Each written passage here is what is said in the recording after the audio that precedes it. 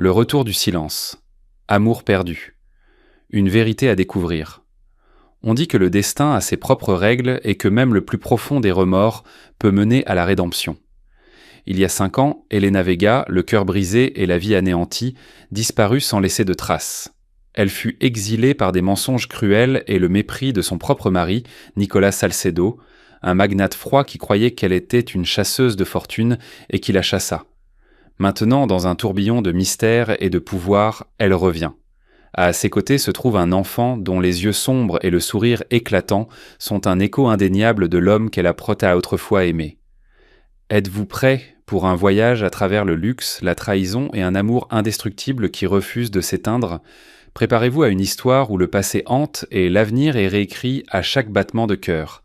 Aimez et abonnez-vous pour ne manquer aucun détail. Elena Vega se souvenait du moment où Nicolas Salcedo lui avait fait sa demande en mariage comme s'il était encadré d'or, capturant un moment parfait de joie. Ils étaient sur un yacht privé dans les eaux cristallines de Santorin en Grèce. Le soleil plongeait sous l'horizon, peignant le ciel de rose et d'or, assorti à la rougeur de ses joues alors qu'il s'agenouillait. Nicolas, héritier du conglomérat Salcedo, était audacieux, sûr de lui et d'une beauté éblouissante. Elena était une étudiante boursière d'origine modeste, douée d'un esprit vif et d'un cœur bon. Leurs mondes se sont rencontrés à l'université, allumant un amour qui semblait à la fois interdit et exaltant. Cela s'est passé rapidement. Dîner dans des restaurants prestigieux, cadeaux extravagants, secrets partagés à la lueur des bougies et une connexion émotionnelle profonde qui semblait incassable. La mère de Nicolas, la formidable Carmen Salcedo, essayait de cacher son dédain derrière des sourires cordiaux, mais son hostilité subtile bouillonnait toujours sous la surface. Pour Carmen, Elena n'était personne, une fille à la poursuite de l'immense fortune de son fils. Néanmoins, Nicolas insista pour poursuivre les fiançailles, ignorant les doutes de sa mère. Il croyait que l'amour pouvait surmonter n'importe quel obstacle. Peu de temps après leur éblouissante fête de fiançailles au penthouse Salcedo à Madrid, Elena commença à se sentir mal. L'odeur du poisson ou la moindre fragrance de café la rendait nauséeuse. Elle réalisa qu'elle pourrait être enceinte. Une visite au docteur Ruiz dans une clinique privée confirma la nouvelle. Elle portait l'enfant de Nicolas. Au début, un tourbillon d'émotions la submergea. Euphorie, anxiété et un sentiment inébranlable d'émerveillement. Un après-midi, elle trouva le courage de le dire à Nicolas lors d'un dîner tranquille. Il venait de rentrer d'une réunion de conseil d'administration stressante, et la tension était encore gravée sur son visage. Mais quand Elena prononça ces 3 mots « Je suis enceinte », toute son attitude changea. Une lueur de joie éclaira ses yeux. Cependant, les jours suivants, le doute et l'anxiété s'insinuèrent dans l'esprit de Nicolas. Il avait hérité d'un empire, d'une vie pleine de responsabilités, et le nom Salcedo pesait plus lourd que n'importe quelle montagne.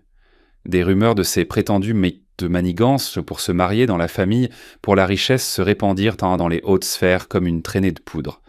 Bien que Nicolas ne l'ait jamais accusé directement, des doutes avaient repris racine, érodant lentement leur relation autrefois harmonieuse. La nuit fatidique, alors qu'Elena n'était enceinte que de 3 mois, Carmen la confronta. La matriarche Salcedo fit irruption dans le penthouse, brandissant des preuves d'une prétendue trahison. Un ensemble de fausses lettres d'amour d'Elena à un autre riche entrepreneur, Borja Mendieta. Les lettres étaient, de toute évidence, fabriquées, mais semblaient assez convaincantes pour un Nicolas déjà stressé. Carmen lui lança un ultimatum. « Quitte mon fils maintenant, ou je te ruinerai ». Dans un moment qui ressemblait à un rêve fiévreux, Nicolas confronta Elena, le cœur brisé. Elle tenta d'expliquer qu'elle n'avait jamais connu Borja Mendieta, que tout cela était un complot pour saboter leur relation. Mais Nicolas, déjà confus et déchiré par des loyautés conflictuelles, refusa d'écouter. Les accusations fusèrent, des mots durs furent échangés. Au summum de sa colère, il exigea qu'elle parte. Les larmes coulant sur son visage, serrant une petite valise, Elena quitta le penthouse et disparut dans la nuit. Elle ne savait pas où elle irait, seulement qu'elle ne pouvait pas rester là, enceinte et mal aimée. Cette nuit-là, tout ce qu'Elena connaissait s'effondra. Elle n'avait pas de famille vers qui se tourner. Ses parents étaient décédés des années auparavant, la laissant dépendante de bourses d'études et de petits boulots. La fierté lui brûlait la poitrine, mêlée à la douleur brute de la séparation. La trahison de Nicolas la piqua comme 1000 aiguilles, mais quelque chose de plus profond perça son âme, la connaissance que l'enfant en elle était désormais sans père. Dans un coin de rue humide, ses larmes se mêlèrent à la pluie fine. Le reflet des lumières de la ville reflétait le chaos dans son cœur. Elle se demanda, Nicolas a-t-il vraiment cru ces lettres falsifiées, ou était-ce le plan de Carmen depuis le début? Elle serra son ventre de manière protectrice. Quoi qu'il arrive, elle protégerait son enfant. Elle s'assurerait que l'enfant ne se sente jamais mal aimé, même si elle devait tout laisser derrière elle. Et elle laissa tout derrière elle. Pendant 3 jours, Elena vécut dans une chambre de motel bon marché, payant avec les quelques économies qu'elle avait réussi à conserver. Elle fixa le papier peint qui se décollait, l'ampoule clignotante au-dessus d'elle reflétant son propre esprit vacillant. La douleur la traversait, physique due aux nausées de la grossesse et émotionnelle due à la tempête de la séparation. Elle réalisa qu'elle ne pouvait pas rester à Madrid. Le nom Salcedo planait sur la métropole comme une ombre omniprésente, impossible à éviter. Nicolas pourrait venir la chercher, ou pire, Carmen pourrait le faire. Chaque scénario la terrorisait. Elle avait besoin d'un nouveau départ, un endroit assez éloigné pour qu'elle et son enfant à naître puissent reconstruire une vie sans crainte d'être découverte. Elena appela son ancienne amie universitaire Paula Duran. Paula venait de la petite ville côtière de Cadaqués à Gérone et lui avait toujours offert une épaule silencieuse mais ferme de soutien. Entendant la voix tremblante d'Elena, Paula insista pour qu'Elena vienne vivre chez elle. En quelques heures, Elena monta dans un bus, le cœur battant d'incertitude et de douleur, mais portée par une lueur d'espoir que Cadaqués lui offrirait la solitude dont elle avait besoin. À son arrivée, Paula l'étreignit chaleureusement. D'une voix douce et tendre, Paula ne lui fit pas la morale et ne posa pas de questions indiscrètes, offrant seulement un soutien indéfectible. Elle installa Elena dans une petite chambre d'amis de sa maison rustique surplombant le port tranquille. L'odeur de l'eau salée et du pain remplaça l'acier et le béton suffocant de Madrid. Au cours de la semaine suivante, Elena accompagna Paula à son travail à la bibliothèque locale. Entourée de livres usés et des murmures de pages tournées, Elena trouva une certaine paix.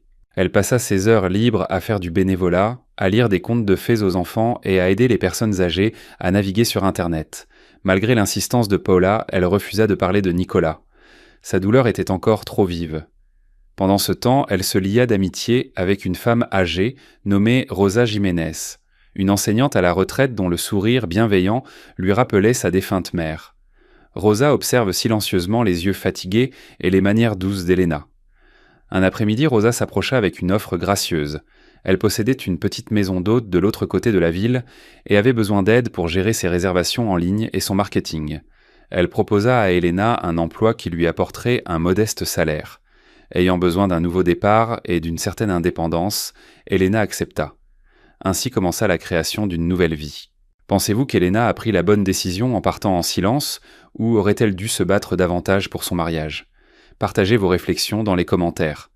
Pendant ce temps, à Madrid, Nicolas Salcedo ne trouvait pas la paix. Les jours se transformèrent en semaines, les semaines en mois, et Elena ne revint pas. Il lui avait crié de partir, mais au fond de lui, il avait espéré qu'elle riposterait, prouverait son innocence. Elle avait simplement disparu. Bien que sa fierté insistât sur le fait qu'il avait agi correctement, une voix persistante au fond de son esprit remettait en question les lettres. Il tenta de la retrouver, mais Carmen insista sur le fait qu'Elena n'était qu'une chasseuse de fortune qui avait finalement montré ses vraies couleurs. Conflit, Nicolas se jeta dans le travail, déterminé à réussir dans des expansions commerciales de Londres à Hong Kong. En même temps, Carmen poussa secrètement un soupir de soulagement. À son avis, un scandale avait été évité. Elle voulait que son fils épouse une jeune femme issue d'une famille prestigieuse avec une fortune tout aussi solide. Le nom Salcedo méritait une épouse qui apporterait des alliances et des affaires, pas des scandales et des séparations. Au fur et à mesure que les mois passaient, le cœur de Nicolas continuait d'être tourmenté par des questions. La nuit de la confrontation, il avait été témoin de la vraie douleur dans les yeux d'Elena. Il se souvenait à quel point elle avait été excitée en partageant la nouvelle de sa grossesse. Il se souvenait comment sa voix avait tremblé de peur authentique lorsqu'elle avait nié les lettres, et par moments étranges, il se retrouvait à rejouer des fragments de sa mémoire, cherchant un signe quelconque qu'elle aurait pu dire la vérité. Mais la fierté, une affliction inévitable pour un homme de son rang, l'empêcha de poursuivre.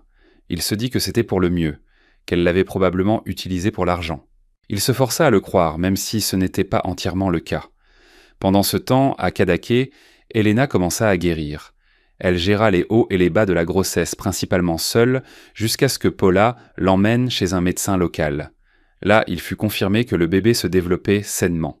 Malgré la séparation, une étincelle de gratitude brillait en elle. Elle avait son bébé, et elle déverserait tout son amour dans la vie qui se formait en elle.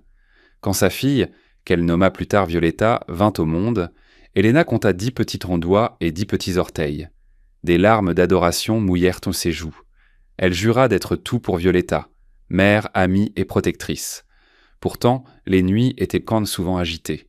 Elle contemplait le visage de Violetta, qui ressemblait étonnamment à Nicolas, et se demandait « Violetta demanderait-elle un jour à propos de son père ?» Et si ce jour arrivait, Elena trouverait-elle un jour la force d'expliquer ? 5 années s'étaient écoulées, apparemment en un instant. Violetta était passée d'un nourrisson emmailloté à une fillette aux yeux brillants qui adorait les histoires avant de dormir. Elle avait une curiosité constante et une nature compatissante, un mélange de la gentillesse d'Elena et de l'étincelle de Nicolas. Pour Elena, la vie dans la pittoresque ville côtière s'était installée dans une sorte de douce routine. Elle travaillait assidûment à la maison d'hôtes de Rosa Jiménez, où ses compétences en marketing et en administration attiraient plus de clients chaque saison. Elle aida également Rosa à moderniser le site web de la maison d'hôtes, offrant des forfaits spéciaux pour des escapades romantiques, rédigeant des articles de blog sur les festivals locaux et téléchargeant des photos pittoresques.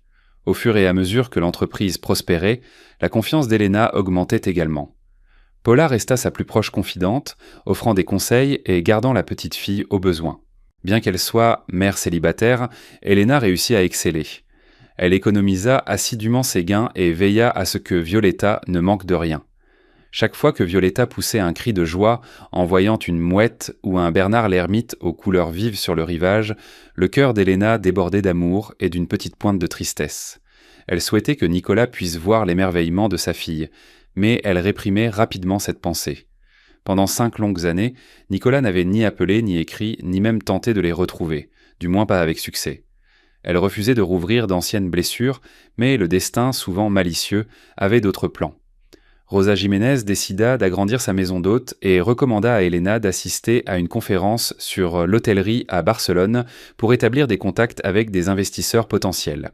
Elena était initialement hésitante. La grande ville ravivait des souvenirs qu'elle avait passé des années à enterrer, mais Rosa insista sur le fait que ce serait une occasion en or pour l'avenir. Peut-être était-il temps de faire face au monde à nouveau. Après tout, elle n'était plus la jeune fille timide qui avait fui la séparation. Maintenant, elle était une mère et une entrepreneur. Paula accepta de garder Violetta pendant les 2 semaines qu'Elena passerait à Barcelone.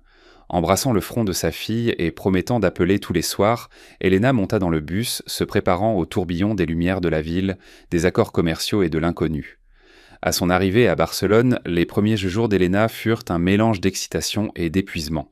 Le centre de congrès bourdonnait d'entrepreneurs ambitieux, d'hôteliers expérimentés et d'investisseurs potentiels. Les tables rondes couvraient tout, du tourisme durable à l'utilisation des médias sociaux pour attirer les voyageurs du monde entier.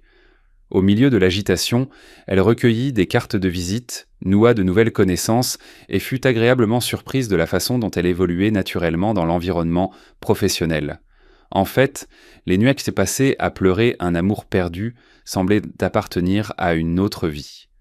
Le 3e jour de la conférence, un commentaire fortuit d'une des participantes déclencha une chaîne inattendue d'événements. Elle entendit quelqu'un mentionner le nom Salcedo Industries. Son cœur se serra. Le nom était si distinctif qu'il ne pouvait être confondu avec rien d'autre. Pourtant, il n'était pas inhabituel que Salcedo Industries ait des intérêts commerciaux dans l'immobilier et l'hôtellerie. Le père de Nicolas, le défunt Don Ricardo Salcedo, avait fondé l'une des plus grandes branches de développement immobilier du pays. La mention la transperça complètement. Pendant une pause café, elle entendit 2 hommes discuter d'une prochaine présentation de Salcedo Industries. Apparemment, ils recherchaient des co-entreprises avec des propriétaires de boutiques hôtels. Le cœur d'Elena battit avec un mélange de panique et de curiosité. Nicolas serait-il là ? Se retrouverait-elle face à l'homme qui lui avait brisé le cœur et abandonné son enfant ? À la fin de la journée, sa décision était prise. Elle devait le voir. Elle devait savoir ce qu'il faisait de sa vie. Après tout, 5 ans s'étaient écoulés. Les blessures pouvaient encore faire mal, mais elle n'était plus la jeune fille effrayée qui avait fui la séparation. Maintenant, elle était Elena Vega, capable, résiliente et mère d'une belle fille. Elle lui ferait face si elle le devait. Son opportunité se présenta plus tôt qu'elle ne l'avait prévu. Le lendemain, Salcedo Industries organisa une réception privée l'après-midi dans l'un des hôtels les plus luxueux de Barcelone. La rumeur voulait que Nicolas Salcedo lui-même soit présent. Alors qu'elle se préparait devant le miroir de son hôtel, dans une élégante robe de cocktail noir que Rosa lui avait offerte en guise de cadeau d'adieu, Elena sentit un nœud de nervosité. Elle appliqua un maquillage subtil, déterminé à projeter de la confiance. Il était temps pour Nicolas Salcedo de voir la femme qu'elle était devenue. Le destin les avait réunis. Pensez-vous que Nicolas reconnaîtra Elena ? Partagez vos réflexions et abonnez-vous pour ne pas manquer le prochain chapitre de ce drame captivant. La réception des Salcedo Industries fut un événement grandiose, avec des lustres en cristal, de la musique de violon en direct et une exposition somptueuse de compositions florales. Elena arriva seule, serrant son invitation. Elle avait réussi à charmer un consultant plus tôt dans la journée pour l'aider à obtenir un laissez-passer. En entrant, elle balaya la foule du regard, le cœur battant fort dans sa poitrine. Elle aperçut Carmen Salcedo en premier. La vieille homme-femme glissait parmi les invités d'élite, resplendissante dans une élégante robe argentée. Son regard perçant balayait la pièce. Elena s'écarta rapidement, espérant éviter d'être repérée. Un tourbillon d'émotions contradictoires l'assaillit. La colère envers la femme qui avait saboté sa vie et la douleur au souvenir de la facilité avec laquelle Nicolas avait cru les mensonges de sa mère. C'est alors que la foule s'écarta près de la scène et Elena le vit, Nicolas Salcedo. Sa haute silhouette était vêtue d'un costume bleu marine sur mesure, avec une posture confiante, et son visage était aussi frappant qu'elle s'en souvenait. Ses poires socodas, ses cheveux sombres, étaient plus courts qu'elle ne s'en souvenait, et de fines lignes autour de ses yeux laissaient en deviner le stress de sa vie de haut niveau. Une vague de nostalgie la submergea, suivie d'une douleur si profonde qu'elle lui coupa presque le souffle. Elle se rappela ce que c'était de sentir ses bras autour d'elle, le ton grave de sa voix quand il murmurait son nom. Nicolas prononça un bref discours sur les nouvelles entreprises hôtelières de Salcedo Industries. Même à distance, elle pouvait sentir sa passion contenue, l'autorité dans son ton. Elle se souvint comment, autrefois, cette passion avait été dirigée vers elle, pour l'aimer avec la même ferveur. Tandis que l'auditoire offrait des applaudissements polis, il descendit de la scène serrant la main de potentiels investisseurs. Elle savait que c'était maintenant ou jamais. Rassemblant tout son courage, Elena se fraya un chemin à travers la foule. Chaque pas semblait irréel, comme marcher sur l'eau. 5 ans de questions, de regrets et de colère la transpercéante. Elle se rappela qu'elle n'était pas venue ici pour demander quoi que ce soit, mais voulait simplement tourner la page. Finalement, elle se retrouva face à lui. Un instant, il ne la reconnut pas. Puis la compréhension le frappa comme une vague. Ses yeux sombres s'écarquillèrent et il resta immobile. Toute apparence de sang-froid disparut de son visage. Elena respira comme si prononcer son nom confirmait sa réalité. Pendant une seconde, tout autour d'eux disparut. Le murmure des voix, le cliquetis des verres à champagne, les élégantes cordes du violon. Seuls les deux existaient dans cette bulle de tension non résolue. L'expression sur le visage de Nicolas était un mélange indéchiffrable. Surprise, curiosité, peut-être le plus léger soupçon de culpabilité. Elena respira lentement, sa voix sortit ferme, ne trahissant aucun tumulte intérieur. « Bonjour, Nicolas. » Il déglutit, cherchant dans ses yeux une explication qu'il n'était pas sûr de mériter. « Je ne savais pas que tu étais ici. 5 ans se sont écoulés, acheva-t-elle pour lui. Son cœur battait fort. Elle pouvait sentir le regard anéantissant de Carmen Salcedo rôder dans la pièce, mais pour l'instant, elle ignora la vieille femme. « Tu as bonne mine. » Nicolas laissa échapper un demi-rire dépourvu d'humour. « Je ne pensais pas te revoir. » Son ton tremblait d'une émotion contenue. « Eh bien, la vie est pleine de surprises, » répondit-elle. Ni l'un ni l'autre ne savaient quoi dire ensuite. Le silence entre eux crépitait de ressentiment, de problèmes non résolus et de douleurs tues. Finalement, Nicolas fit un geste vers un coin plus tranquille près des portes du balcon. Elle le suivit. Son corps se raidit de tension. Sous la douce lueur des appliques murales ornées, il se tourna vers elle. « Elena, j'ai tellement de questions. Tu vas bien ? Où es-tu allée ?» Elle aurait pu répondre de 1000 manières, mais l'amertume des 5 dernières années exigeait qu'elle ne lui facilite pas la tâche. « Je vais bien, dit-elle, les bras croisés. Je me suis construit une vie. » Elle ne mentionna pas Violetta, du moins pas encore. Il hocha la tête, déglutissant de nouveau. « Il hésita, comme si les mots étaient coincés dans sa gorge. « J'ai entendu dire que tu avais quitté la ville. J'ai essayé de te retrouver. » Elle leva un sourcil, se souvenant des jours solitaires où elle avait attendu le moindre geste, la moindre tentative de contact. « Et as-tu vraiment essayé, Nicolas ? ou as-tu simplement laissé les mensonges de ta mère éclipser tout ce que nous avions ? À cette mention, son visage se tordit, tiraillé entre la culpabilité et la confusion. « Ne comprends-tu pas ? » ?»« Non, interrompit-elle. Oui, je comprends qu'il t'était plus facile de croire que j'étais une chasseuse de fortune, que j'ai falsifié des lettres à un homme que je n'avais même jamais rencontré. Tu as cru ta mère ? Tu ne m'as jamais donné la chance de parler. » Il détourna le regard, la mâchoire serrée. « Je suis désolé de la façon dont les choses se sont terminées, Elena. Si je pouvais revenir en arrière et arranger ça, je le ferais. » Elle étudia le père de sa fille, autrefois son fiancé, maintenant pratiquement un étranger. L'envie de lui parler de Violetta surgit, mais elle ne pouvait pas s'y résoudre là, au milieu d'un événement public avec tant d'yeux curieux. De plus, ce serait une bombe, et elle ne voulait pas de public pour cette douleur. Avant qu'aucun d'eux ne puisse dire un mot de plus, Carmen apparut. Ses yeux se plissèrent alors qu'elle reconnaissait Elena. La voix de la vieille femme était pleine d'une politesse glaciale. « Elena, ma chère, quelle surprise de te voir ici. » Elena se tendit tandis que Nicolas devenait grave. La présence de Carmen était un rappel poignant de la douleur qui les avait séparés. Reprenant son sang-froid, Elena recula. « Je partais juste, » dit-elle doucement, se tournant vers Nicolas. « Si tu veux vraiment parler, je serai au centre de conférence le reste de la semaine. Mais je ne te poursuivrai pas, Nicolas. Plus jamais. » Elle s'éloigna la tête haute, laissant derrière elle un Nicolas stupéfait et une Carmen furieuse.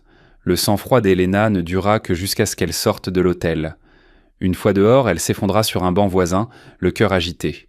Les souvenirs l'envahirent. Ses fiançailles, la dispute finale, son visage éclairé par la douleur et la colère. Une partie d'elle voulait courir en arrière et tout raconter. Mais elle avait besoin de temps pour réfléchir.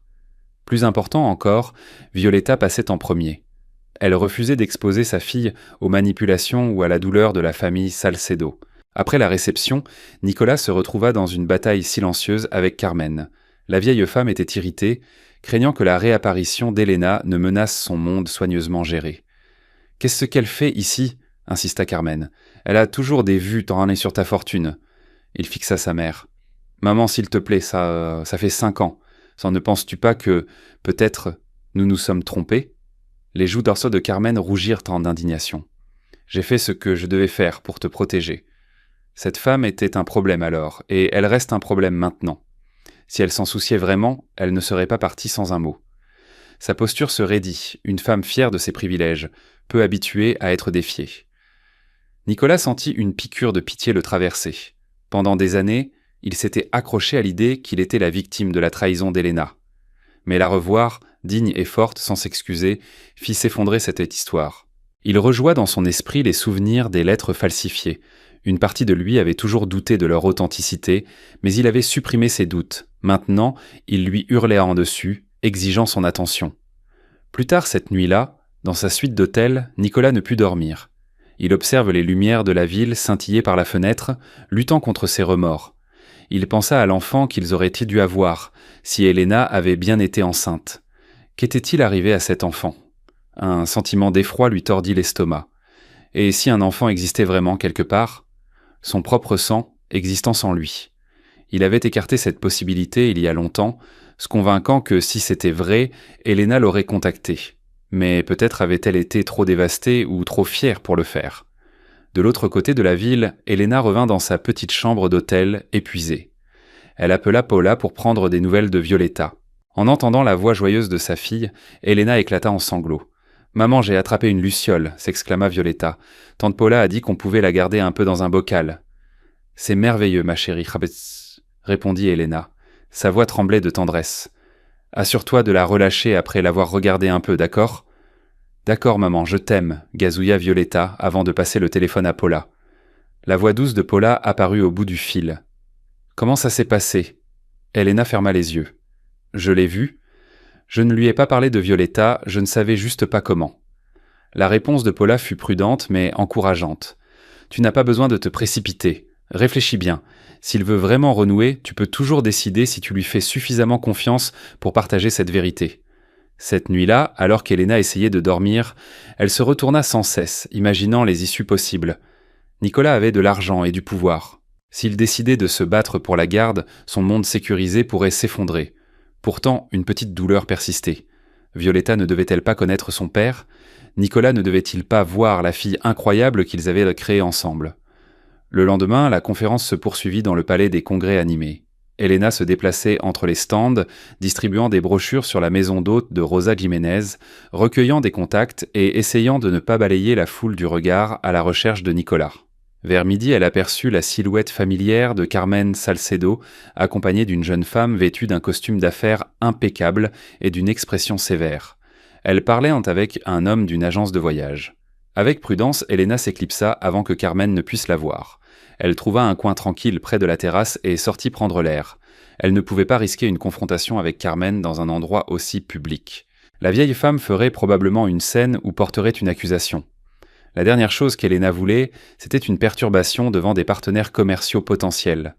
Alors qu'elle se tenait là, sirotant de l'eau et contemplant l'horizon de la ville, elle entendit une voix douce derrière elle. Elena Vega. Surprise, elle se retourna et vit une femme aux yeux bruns chaleureux et aux cheveux tressés, debout près de la porte. Elle lui semblait vaguement familière. Puis Elena se souvint que c'était Anna Chen, la consultante en hôtellerie qui avait posé des questions judicieuses lors d'un des séminaires du matin. « Oui, c'est moi », répondit Elena prudemment. Anna s'approcha, offrant un sourire poli. « Je n'ai pas pu m'empêcher de remarquer que vous partiez en hâte. Je vous ai vu à la conférence. Vous faites la promotion de cette charmante maison d'hôte à Cadaqués, n'est-ce pas ?» Elena hocha la tête. « C'est exact. La maison d'hôte Port-Refuge. » Anna s'approche. Sa voix baissa en un murmure complice. « J'ai aussi remarqué que Carmen Salcedo vous fixait du regard tout à l'heure. Tout va bien ?» La question prit Elena au dépourvu.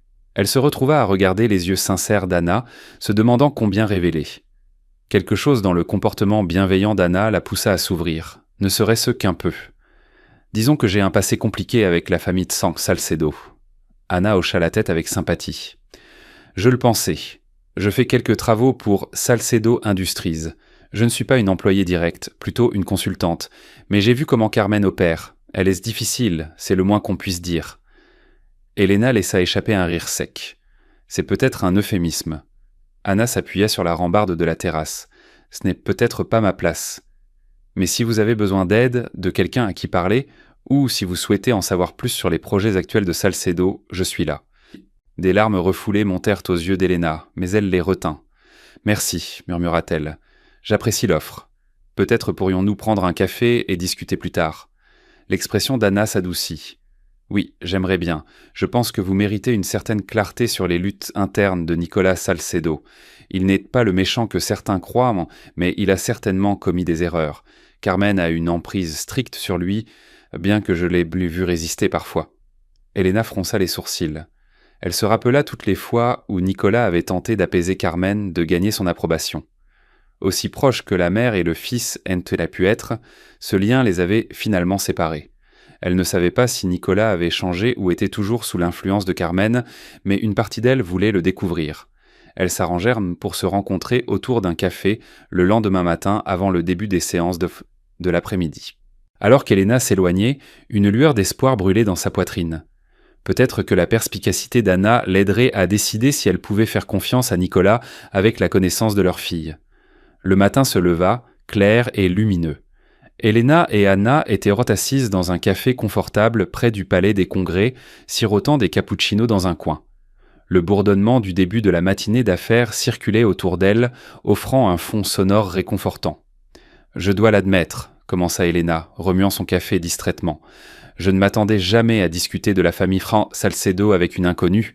Je ne suis même pas sûre par où commencer. » Anna croisa les mains sur la table. « Commence par ce qui te met à l'aise. Je ne jugerai pas. » Elena prit une profonde inspiration. Elle se retrouva à raconter à Anna sa romance tourbillonnante avec Nicolas, les fiançailles, la grossesse et la confrontation explosive qui l'avait chassée.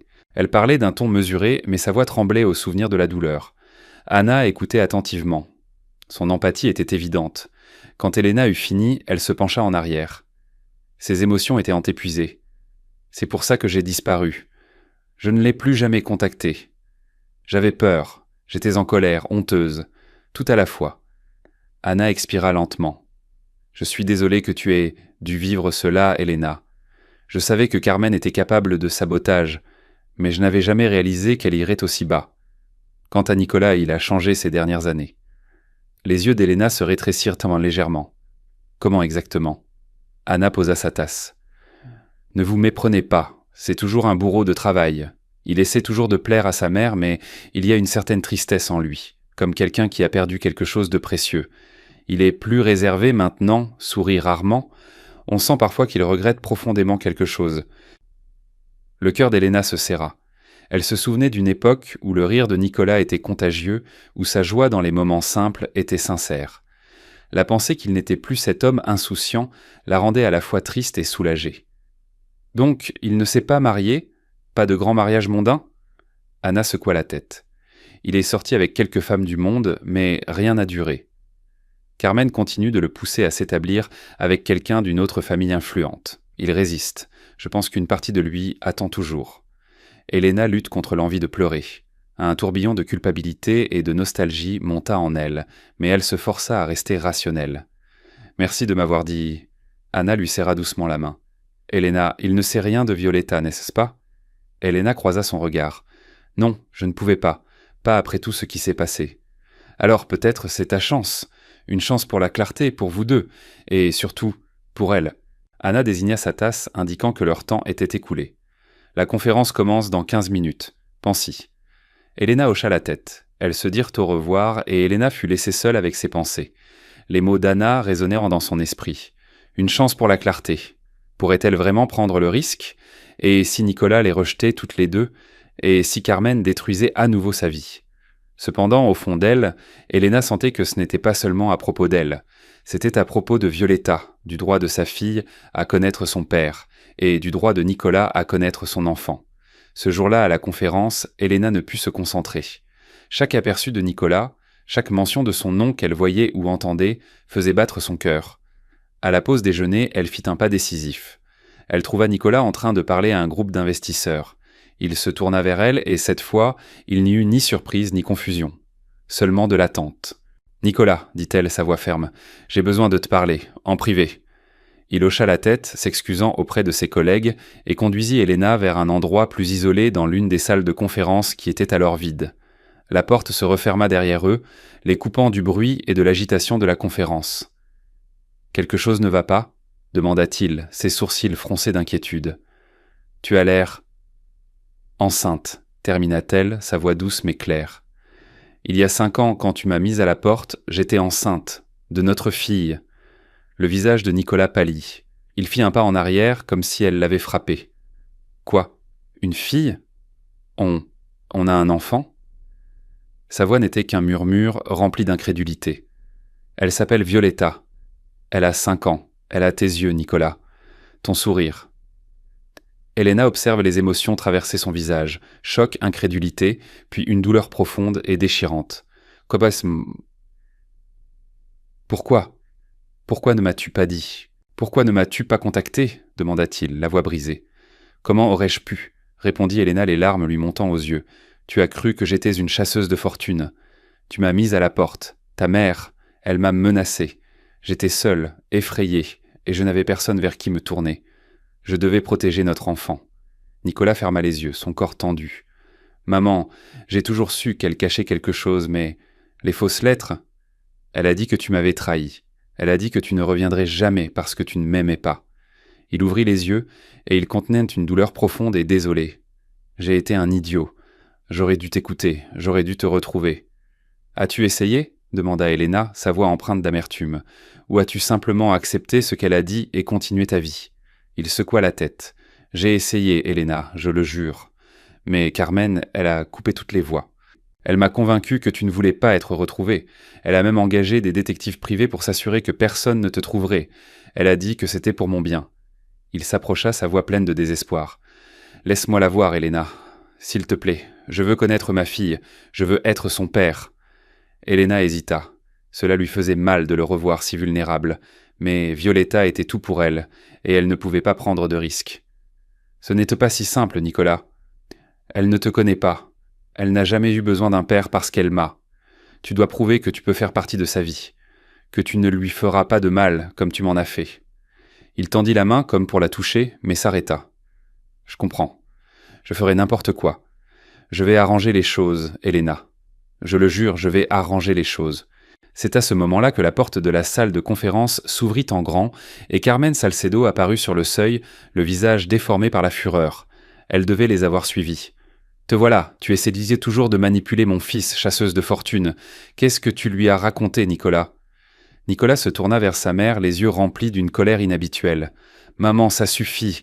C'est elle qui disait la vérité depuis le début. Les lettres, elles étaient infalsifiées, n'est-ce pas? C'est toi qui as tout organisé pour nous séparer. » Carmen pâlit, ses lèvres tremblèrent. Je te protégeais, Nicolas. Elle n'était personne. Elle n'était pas digne du nom Salcedo. Elle est la mère de ma fille, maman, rugit Nicolas. Tu m'as volé 5 ans de vie avec mon enfant. Tu as menti, manipulé et détruit notre famille. Les yeux de Carmen s'écarquillèrent. Elle regarda de Nicolas à Elena, puis de nouveau à Nicolas, la réalisation la frappant. Son comportement habituellement posé s'effondra, et elle recula comme si elle avait été frappée. Je balbutia-t-elle, puis s'éloigna précipitamment de la pièce, les laissant seuls. Elena et Nicolas restèrent silencieux. Cette fois, ce n'était pas le silence des problèmes non résolus, mais plutôt le calme qui suit une tempête.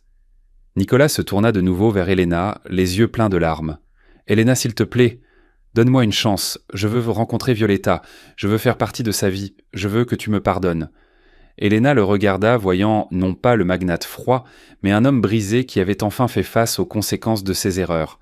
Elle ressentait encore la douleur, mais la colère commença à s'estomper, remplacée par une compréhension tranquille.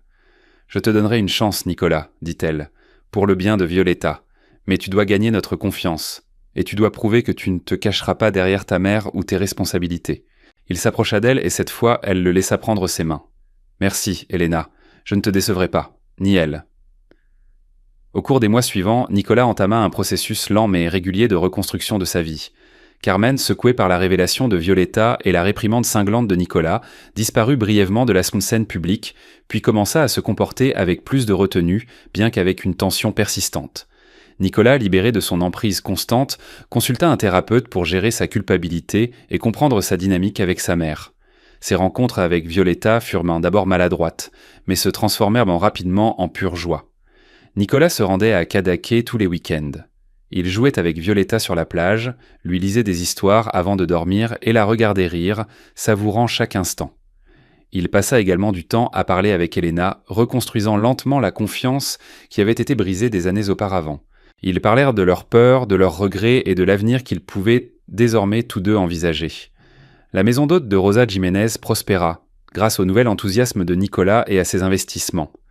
Elena, désormais associée plutôt que simple gérante, se révéla être une femme d'affaires habile et perspicace. Elle n'avait plus besoin de se cacher. 1 an plus tard, alors que Nicolas et Elena regardaient Violetta construire un château de sable sur la plage de Cadaqués, Nicolas s'agenouilla. Il ne sortit pas de bague, ne fit pas de discours enflammé. Au lieu de cela, il la regarda simplement dans les yeux. « Elena, je sais que c'est une grande demande, mais je veux passer le reste de ma vie avec toi et notre fille. Veux-tu être ma femme à nouveau? Cette fois, sans mensonge, sans secret, sans peur. » Elena sourit, des larmes coulant sur son visage. Elle se souvint de Santorine, de cette promesse qui avait été brisée. Mais c'était une promesse différente. Elle était construite sur la douleur, sur la rédemption et sur l'étincelle indéniable qui persistait encore entre lui et Elena. Leur histoire n'était plus celle de la trahison et de l'amour non réciproque. Elle évoluait vers une seconde chance, fragile mais farouchement reconquise.